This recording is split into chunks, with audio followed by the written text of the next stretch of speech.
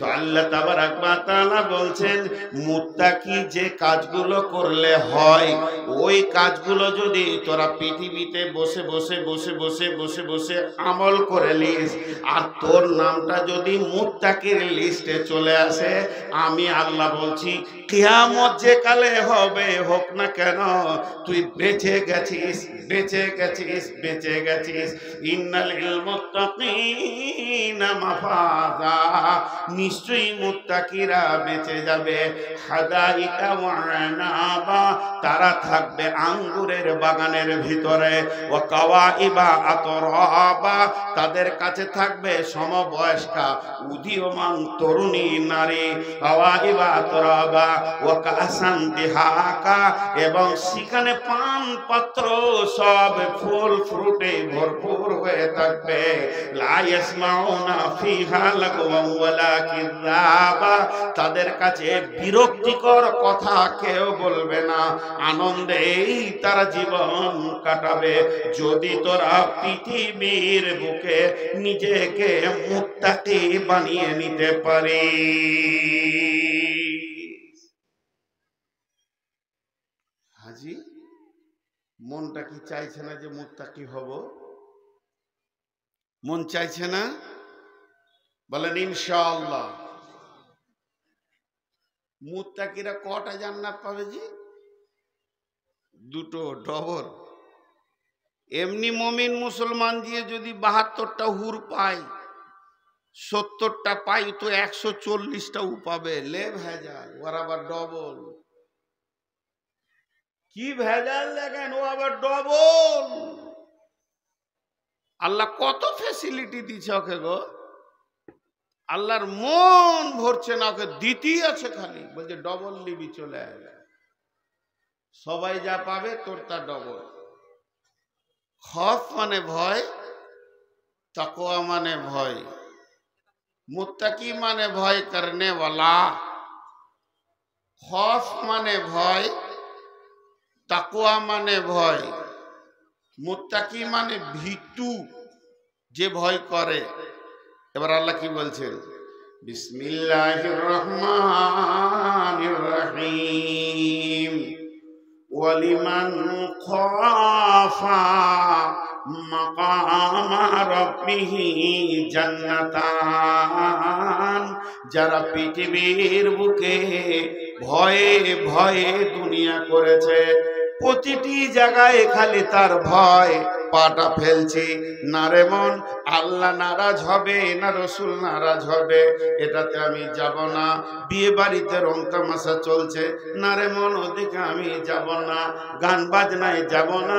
সব জায়গায় যেন আল্লাহ এবং আল্লাহকে ভয় করেছে, যাতে করে আমার দ্বারা পদস্খলন না হয়ে যায়, আমি যেন আল্লাহর হুকুমের বাইরে না চলে যাই। এটাই খালি ওর দিলে ভয়। যে কোনো আমল করতে গেছে, আমার নবী করেছেন কিনা এ ব্যাপারে ও চিন্তা ভাবনা করেছে, আমার নবী এটা নিয়েছেন কিনা এ ব্যাপারে ও চিন্তা ভাবনা করেছে। আল্লাহ তাবারাক ওয়া তাআলা বলছে এই ভয়ে ভয়ে ভয়ে ভয়ে ভয়ে ভয়ে সারাটা জীবনকে সে পার করে দিল। আর সারাটা জীবন পার করে দিয়ে এরপরে সে কবর পর্যন্ত, নিঃশ্বাস যাওয়া পর্যন্ত তার ভয় ছিল। ওয়ালিমান খাফা মাকামা রাব্বিহি জান্নাতান, যে আল্লাহর ভয়ে জীবনকে কাটাবে, আল্লাহ তাকে দুইখানা জান্নাত দেবে।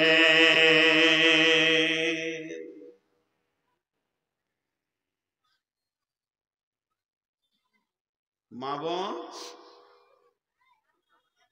একটু সবর করেন মা। এই গোটা কোরআনটা বিশাল সমুদ্র, এত বড় সমুদ্র আর পৃথিবীতে নাই। এই সমুদ্রটা আল্লাহ শুরু করতে গিয়ে প্রথমেই একটা ভাষা বলেছেন। ভাষাটা কি জানেন? দেখেন, আলহামদুর পরই বিসমিল্লাহির রহমানির রহিম, আলিফ লাম মিম, যালিকাল কিতাবু লা রাইবা ফীহি হুদাল লিল মুত্তাকিন। এই কিতাবের মধ্যে কোনো সন্দেহ নাই, কিতাবটা মুত্তাকিদেরকে হেদায়েত দেবে। একটা উদাহরণ দিব। আপনারা কি বলেন? কুশার, আমরা বলি আখ।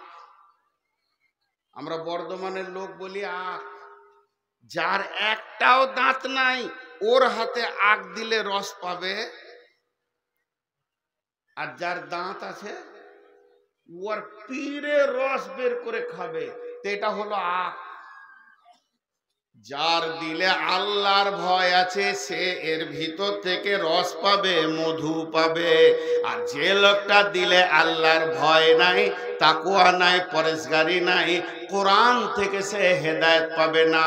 যে দুটি কানে আবু বকর, উমর, উসমান, আলী কোরআন শুনেছে, ওই রকম চামড়ার কানে আবু জাহেল শুনেছে, উমাইয়া শুনেছে, কিন্তু তাদের দিলে তাকওয়া পরেশগারি ছিল না, আল্লাহর ভয় ছিল না, এর জন্য তারা হেদায়েতের দরজা পেল না। অতএব গোটা কোরআনটা বুঝবে কে? গোটা কোরআনের মধু পাবে কে? গোটা কোরআনের স্বাদ পাবে কে? এর ভিতরে কি আছে পাবে কে? ওই লোকটা পাবে যার দিলে আল্লাহর ভয় আছে।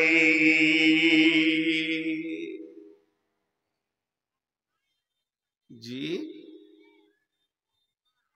এরকম ভরা মজলিস। হযরত উমর তখন খলিফা, রাসূলুল্লাহ সাল্লাল্লাহু আলাইহি ওয়াসাল্লাম দুনিয়া থেকে চলে গেছেন, আবু বকরও চলে গেছেন। রাসূলুল্লাহ সাল্লাল্লাহু আলাইহি ওয়াসাল্লাম নাই, মা বোন, আবু বকরও নাই। ওনারা দুনিয়া থেকে বিদায় নিয়ে নিয়েছেন, আল্লাহর ডাকে চলে গেছেন। আর বেঁচে আছে হযরত উমর, উনি খলিফা। খলিফা উনি বলছেন, বিচক্ষণ মানুষ যার ব্যাপারে রসুল সার্টিফিকেট দিয়েছে, লাউ কানা বাদি নবিয়ান কানা লাহু উমর, আমার পরে যদি কেউ নবী হতো তো উমর হতো। সেই লোকটা কি ভাষা বলছে দেখেন, মজলিসের ভিতরে বলছে, আগো ওই রসুলের সাহাবীরা, তোমরা কেউ আল্লাহর ভয় সম্পর্কে কিছু জানো? রসুলের কাছে শুনেছো কি? তাফসীর ইবনে কাসিরে দিয়েছে এটা। এই জালিকাল কিতাবু লা রাইবা ফি হুদাল লিল মুত্তাকিনের তাফসীর করতে গিয়ে দিয়েছে। বলছে তোমরা কেউ শুনেছো, কেউ জানো আল্লাহর ভয় কাকে বলে? একজন বলছে আমি জানি, আমি রসুলের কাছে শুনেছি। তাহলে উমর কি জানতেন না? উমর কি জানতেন না? আল্লাহর ভয়ের জ্ঞানটা কি উমরের ছিল না? ছিল। হযরত উমর বলছে, বন্ধুরে তুমি যদি একবার রেনুয়েল করে দাও, রিপ্লাই করে দাও, তুমি যদি আমাকে আল্লাহর ভয়টা একবার চেতনতায় এনে দাও, তাহলে আমার দিলে আবার নতুন আল্লাহর ভয় সৃষ্টি হয়ে যাবে। আমার ওগুলো লোভ পেয়ে গেছে, আমার ব্যাটারি যেন চু চু চু চু করছে। এখন যদি আর একবার তুমি এটাকে করে দাও, তাহলে আমি অন্তত বুঝতে পারবো। ওই সাহাবীটার নাম হলো উবাই ইবনে কাব। উবাই ইবনে কাবকে বললেন, উবাই ইবনে কাব রে, তুমি আমার কাছে এসো। হযরত উবাই ইবনে কাব আমিরুল মুমিনিন উমরের কাছে আসলেন। উমর বললেন, ভাই উবাই ইবনে কাব, একবার আল্লাহর ভয়টা তুমি আমাকে বলো, রাসূল কি বলেছেন, তোমার কাছে কি জমা আছে, ওটাকে আমাকে শুনিয়ে দিয়ে আমাকে একবার আল্লাহর ভয়ে আমার দিলটা যেন কাঁপে, আমার দিলটা যেন রিনিউয়াল হয়ে যায়, নতুন করে যেন রিপ্লাই হয়ে যায়, কাজটা করে দাও। এই সাহাবীগুলো ছিল এক একটা কোয়ালিফাইড সাহাবী।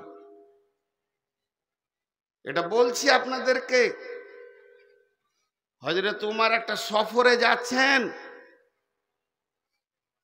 আঁধার রাত, আমাবস্যার রাত, চারিদিকে পাহাড় আর মরুভূমি, কিছুই দেখা যায় না, শুনশান রাত, কাছের মানুষ চিনা যায় না। খালি ঘোড়া আর উটের পায়ের আওয়াজটা খটার খটার খটার খটার করে শুনছে, সফর হচ্ছে। হযরত উমর কি বললেন?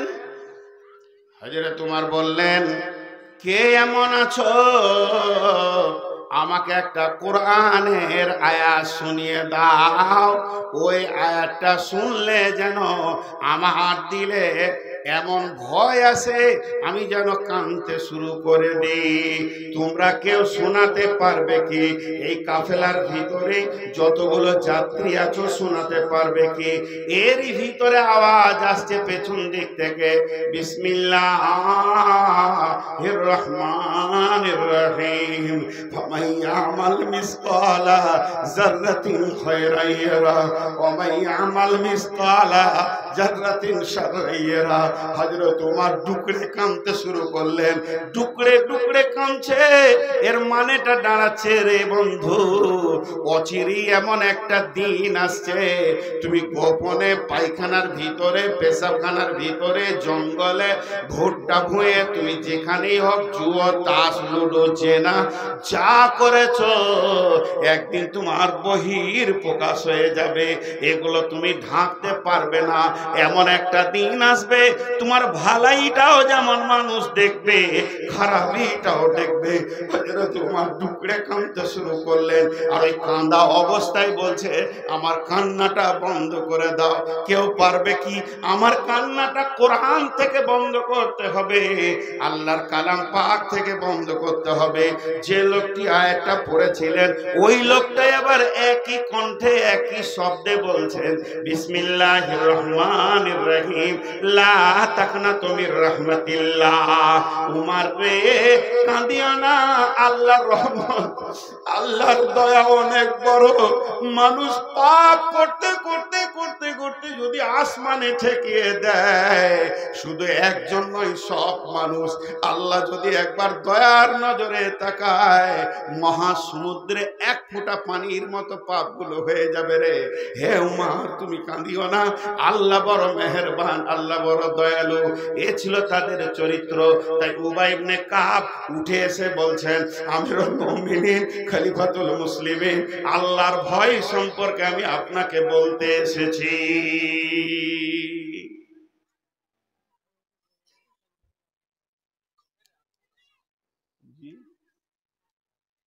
কি বলছেন গো?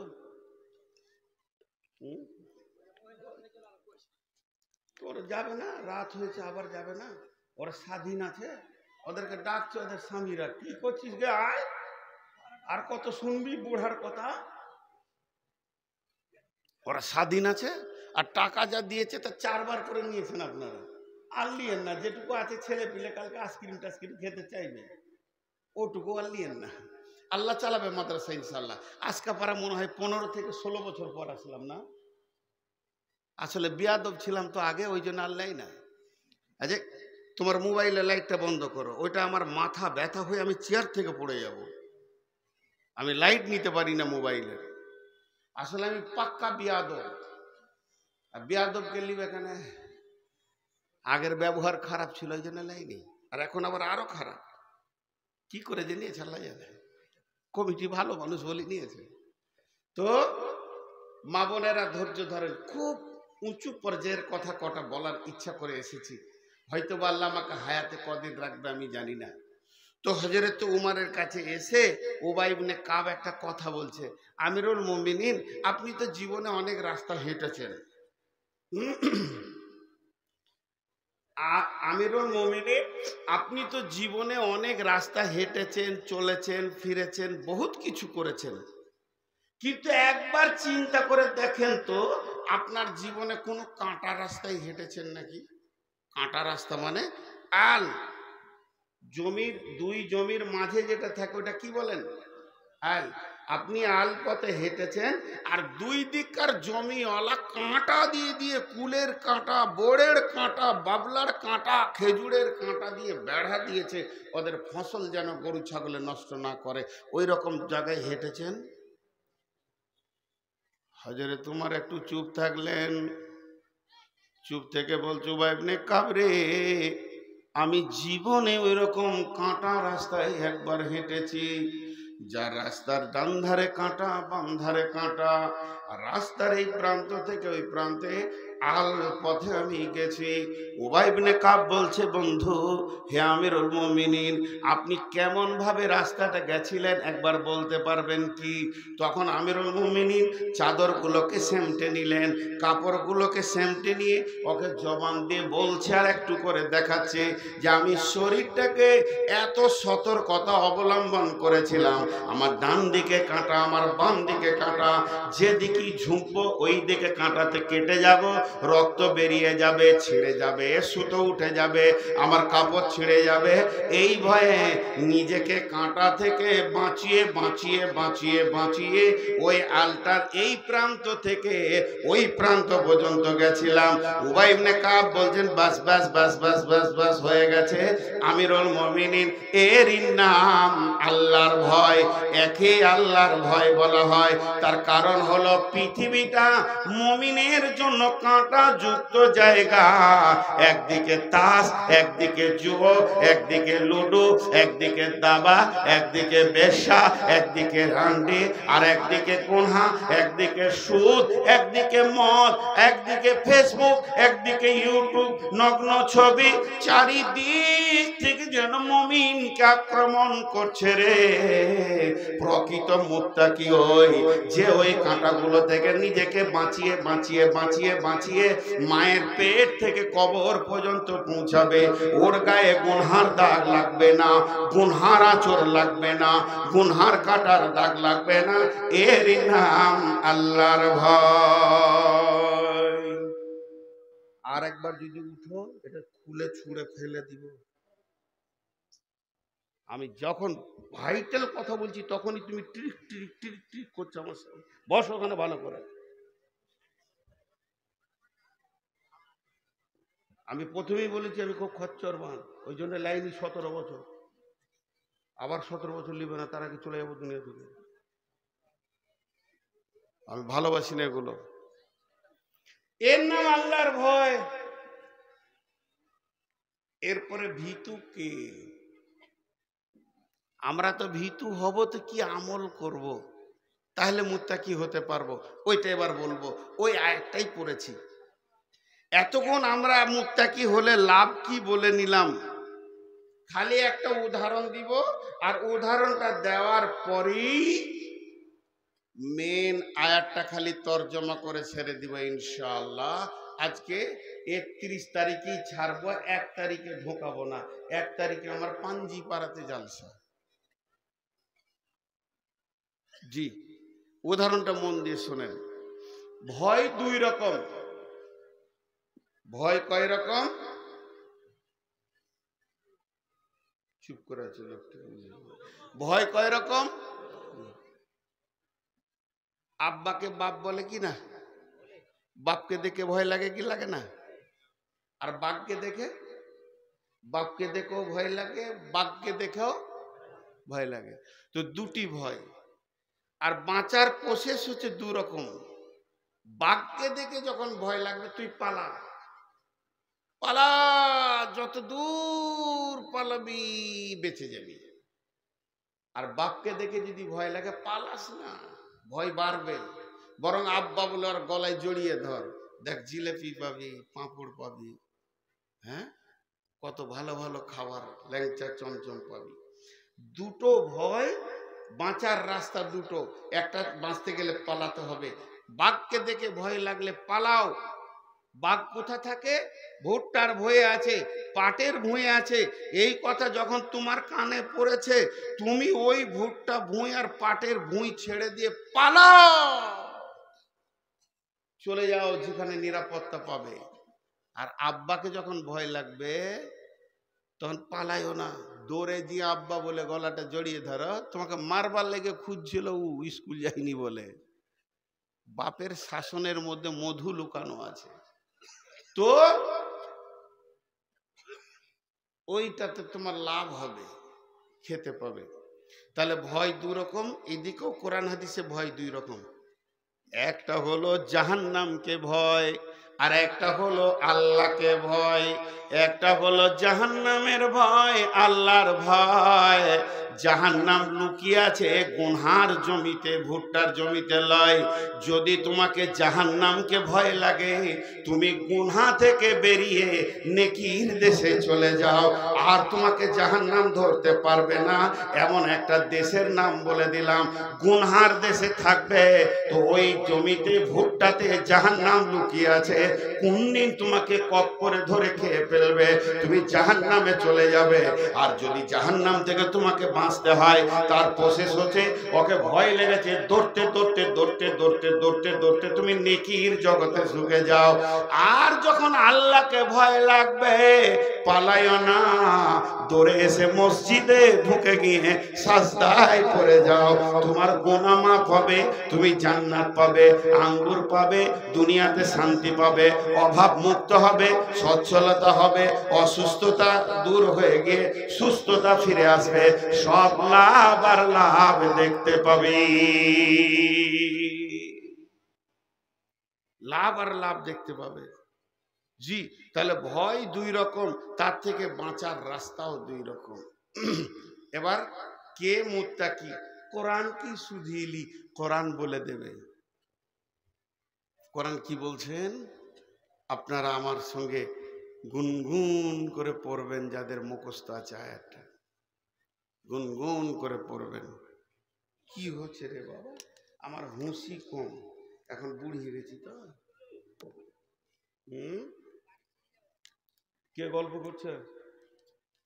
খুব ভালো এখানকার মহিলা, কথা বলেনি, এক এক জায়গায় মেশিন চলা হয়। বাংলাদেশে একটা জালসাত আমাকে বলছে, হুজুর মহিলাগুলোকে চুপ করিয়ে দেন। তা ও আবার হাই স্কুলের মাস্টার নাকি। তোকেই জিজ্ঞেস করছি তোমার বিয়ে হয়েছে? বলছে জি। এমন কেন বলছেন আপনি? বলে বিয়ে না হলো জিনিস তো দেখেননি, ও যে আলাদা মেশিন গো। আমি যাকে বিয়ে করেছি সেই আমার কথা শোনে না, তো লোকের বউ শুনবে? চুপ করাইতে বলছে। হ্যাঁ, এখনই ফোন করেছি আজকে সকালে, তো মেশিনের মতো বকতে লাগলো আমার বিবি। 5খানা জ্ঞান আমাকেই দিয়ে দিলে। বলো এখন ফোনটা রাখি, আর লোড নিতে পারছি না। তো সব ঘরেই ওই জিনিস আছে ভাই, ওরা বকছে, তাও এখানে অনেক শান্ত।